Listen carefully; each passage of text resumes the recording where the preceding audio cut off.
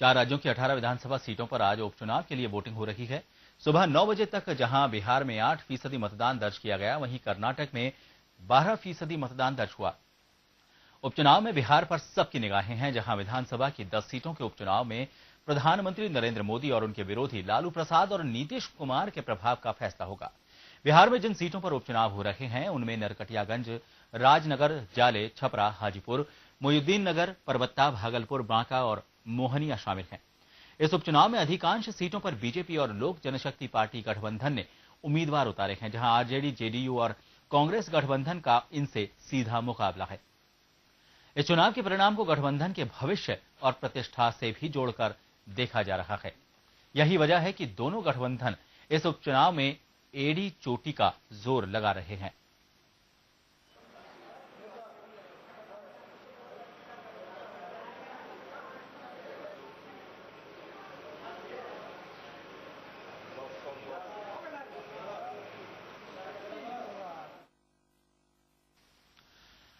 और इस उपचुनाव को लेकर किस तरह का माहौल है, इस पर ज्यादा जानकारी देने के लिए इस वक्त हमारे साथ फोन लाइन पर जुड़ गए हैं हमारे पटना संवाददाता भूपेंद्र दुबे। भूपेंद्र, दोनों कहा जाए तो गठबंधनों के लिए एक तरह से शक्ति प्रदर्शन है। फिलहाल अगर माहौल की बात करें तो किस तरह का माहौल है मतदान को लेकर? देखिए प्रभात, सुबह 7 बजे से मतदान शुरू हुआ है और सबसे अहम बात ये रही कि निर्वाचन आयोग ने इस बार जो तैयारी कर रखी थी और जिस तरीके से उन्होंने अपनी रणनीति बनाई थी, उसमें पूरी तरह वो सफल हैं। जिन मतदान केंद्रों पर कुल मतदान चल रहा है,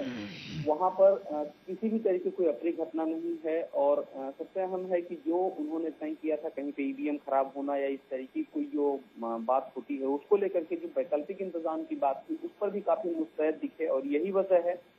कि कहीं से इस तरीके की कोई सूचना नहीं मिली। अगर सुबह 9 बजे तक की बात करें, जो अभी तक हमारे पास आंकड़ा आ पाया है, उसमें जो मतदान का प्रतिशत है,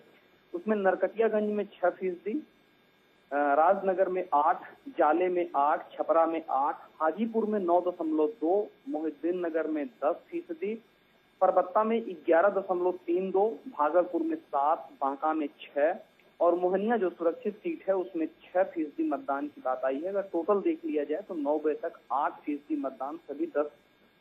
विधानसभा के उपचुनाव में जो मतदान हो रहे हैं वहां पर अब तक हुए हैं और कहीं से किसी भी तरीके की कोई अप्रिय घटना नहीं है, कहीं से किसी भी तरीके की कोई वैसी सूचना नहीं है जिसमें मतदान में व्यवधान या फिर वैसी कोई भी प्रवृत्ति दिखी हो जो सरकारी आदेश निर्देश के खिलाफ हो। तो 10 सीटों पर उपचुनाव हो रहा है, इसको लेकर के जो प्रशासनिक तैयारी थी और जिस तरीके की रणनीति थी, उसमें पूरी तरह से प्रशासन सफल रहा है और लोग भयमुक्त होकर के मतदान कर रहे हैं। और आगे की जो प्रक्रिया है उसमें राजनीतिक दलों की अगर बात करें तो उनका तो सीधे तौर पर कहना है कि जो परिणाम 25 तारीख को आएगा उसमें जीत उन्हीं की होगी। भाजपा का कहना है कि वो सारी सीटें उनके जिम्मे आएंगी और जो महागठबंधन में राजद जदयू है उसका कहना है कि वो सभी सीटें उनकी झोली में आ रही हैं। तो आगे 25 को पता चलेगा कि किसकी झोली में क्या गया, लेकिन इस 10 मतदान विधानसभा क्षेत्रों में जो चुनाव हो रहे हैं, मतदान चल रहा है, उसमें उन तमाम प्रत्याशियों की किस्मत ईवीएम में जनता बंद कर रही है और सभी जगहों पर शांतिपूर्ण ढंग से मतदान चल रहा है। प्रभात जी भूपेंद्र, अगर जो राजनीतिक समीकरण नए बने हैं उनके बाद अगर देखा जाए तो क्या आपको लगता है कि जब मतदान की प्रक्रिया आज पूरी होगी तब तक मतदान का जो प्रतिशत है पिछली बार के मुकाबले किस तरह का रहने वाला है इस बार? देखिए प्रभात, अगर हम मतदान प्रतिशत को देख लें और लोकसभा चुनाव से जोड़ करके इसको देखें तो सुबह 9 बजे तक लगभग 13.5% मतदान लोकसभा चुनाव में हुआ था। जो